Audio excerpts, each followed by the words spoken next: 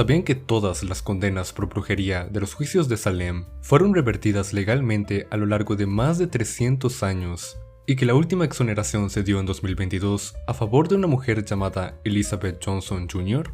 Esta es la extraordinaria historia de los juicios de Salem. A finales del siglo XVII, en la colonia inglesa de Massachusetts, había dos lugares llamados Salem: la próspera y rica ciudad de Salem, que hoy en día sigue siendo Salem, y la pequeña aldea rural de Salem, que hoy en día se llama Danvers.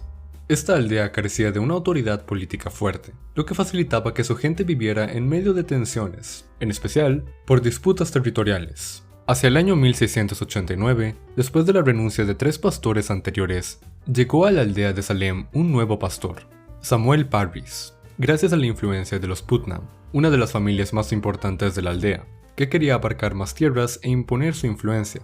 Parris era un excomerciante bostoniano que, sin haber terminado sus estudios de teología, se presentó listo para asumir el ministerio religioso de la aldea. Llegó con su esposa, sus 3 hijos, su sobrina y 2 esclavos de origen caribeño, entre los que se hallaba Tituba, una esclava aficionada a contar historias de magia, espíritus malignos y vudú.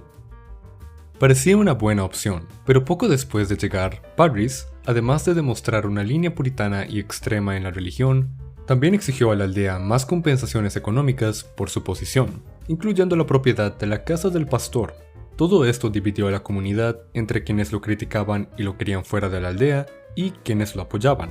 En este ambiente de rencillas, intrigas y rumores, un día de enero de 1692, la hija de 9 años de Parris, llamada Betty, y la sobrina de Parris, Abigail Williams, de 11 años, comenzaron a gritar, a arrojar cosas, a contorsionarse de manera extraña y a quejarse de que algo las pinchaba y las mordía.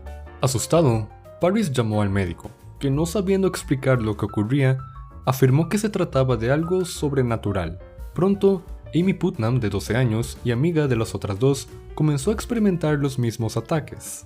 E igual sucedió con una chica de 17 años llamada Elizabeth, lo cual generó una ola de miedo en la aldea.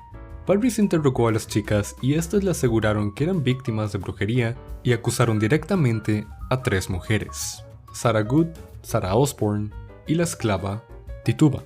Ante las acusaciones, la ciudad de Salem envió 2 magistrados para cuestionar a las acusadas. Sarah Good era una mendiga, con quien la familia Parris se había enemistado, y Sarah Osborne había sido una mujer rica venida a menos que, al igual que Sarah Good, no había vuelto a la iglesia en años. Ambas negaron las acusaciones. La esclava Tituba, en cambio, aunque al principio había negado ser una bruja, después, quizá esperando un mejor trato o quizá por propia autosugestión, confesó haber hecho un pacto con el diablo y aseguró haber visto los nombres de las otras 2 en el libro de Satanás. Esto hizo que los magistrados la enviaran a prisión, donde permaneció hasta que fue vendida a un comprador que se la llevó de Salem para siempre. Entretanto, más acusaciones surgieron de otras supuestas víctimas. Todas, curiosamente, provenían de amigos o integrantes de la familia Putnam, y ya no eran lanzadas contra los marginados, sino contra sus principales rivales o enemigos. Muy pronto, los acusados comenzaron a ser reconocidos miembros de la comunidad que habían tenido diferencias con los Putnam en algún momento o habían cuestionado la veracidad de las acusaciones. Y es que en aquellos tiempos, si alguien negaba la existencia de la brujería o cuestionaba la honestidad de un acusador, se convertía también en sospechoso de brujería, porque la gente pensaba que eso era ir en contra de la Biblia. No era una situación tan extraordinaria en ese tiempo, en que dominaban los discursos fanáticos de muchos religiosos. Y aunque lo más intenso de la cacería de brujas en Europa se había dado entre 1560 y 1670, aún seguía la persecución y no terminaría de verdad hasta entrado el siglo XVIII. Entonces, no era de extrañar que los habitantes de Salem, tanto de la aldea como de la ciudad, les creyeran a unos jóvenes que gritaban y gemían supuestamente por acciones de brujos malvados. Así las cosas, el número de arrestos e interrogatorios se incrementó y más gente era encarcelada. Entonces, el gobernador de Massachusetts, Sir William Phips, ordenó la constitución de un tribunal llamado de Oyer and Terminer, que era el nombre oficial de los tribunales que debían dar audiencias y determinar o decidir qué debía hacerse. En junio de 1692, ya en la ciudad de Salem, el tribunal inició los juicios, pero no eran juicios comunes. ya que el tribunal admitió las llamadas pruebas espectrales para confirmar la culpabilidad de los acusados. Estas pruebas habían sido descritas por un pastor llamado Cotton Mather en su libro de 1689, Providencias Memorables, en relación con brujería y posesiones, que quizá era muy conocido en la aldea de Salem, y consistían en las declaraciones de las supuestas víctimas de que habían sido atacadas por los espectros de los acusados que se valían de la ayuda del diablo para lograrlo. Tales declaraciones eran admitidas con absoluta autoridad de verdad y nada podía hacer el acusado para defenderse. Con estas tales pruebas, las condenas a muerte por brujería se acumularon, pero en vez de calmar la histeria colectiva, más bien hubo más acusaciones contra personas de otras comunidades. E incluso fueron arrestados 2 perros bajo los mismos cargos y condenados. 19 de las condenas, 14 mujeres y 5 hombres, fueron colgados, incluyendo un antiguo pastor. 5 más murieron en prisión y Giles Corey, un anciano que se negó a asistir al juicio, fue ejecutado por aplastamiento. Claro que, como no había sido juzgado, no quedó registrado como brujo y así sus tierras pudieron pasar a sus hijos y no a la familia Putnam que las codiciaba. Las acusaciones continuaron. Cualquier rencilla antigua, cualquier rivalidad daba paso a rumores y luego a acusaciones. Los arrestos y las condenas proseguían. Más de 200 personas fueron acusadas por cargos de brujería.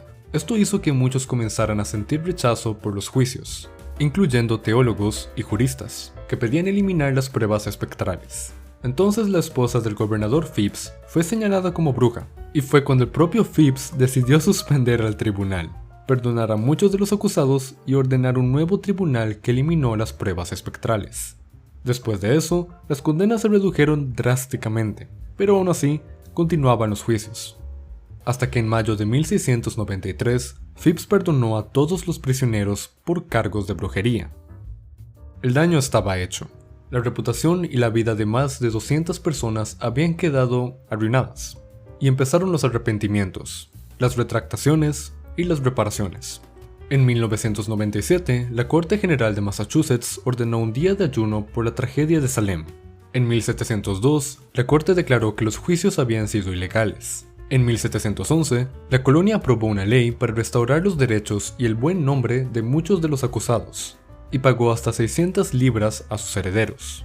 Y en 1957, el estado de Massachusetts formalmente exoneró a casi todos los que quedaban por exonerar. Pero fue en mayo de 2022 cuando los legisladores del estado formalmente exoneraron de los cargos de brujería a la última acusada que faltaba en ser exonerada. Una mujer llamada Elizabeth Johnson Jr., que había sido condenada a muerte en 1692 y que, aunque logró librarse de la ejecución por el indulto, nunca pudo ver restaurado su nombre.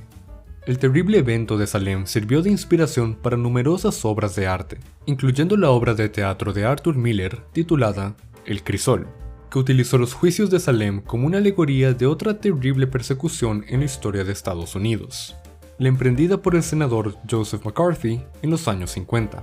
Pero esa es otra historia.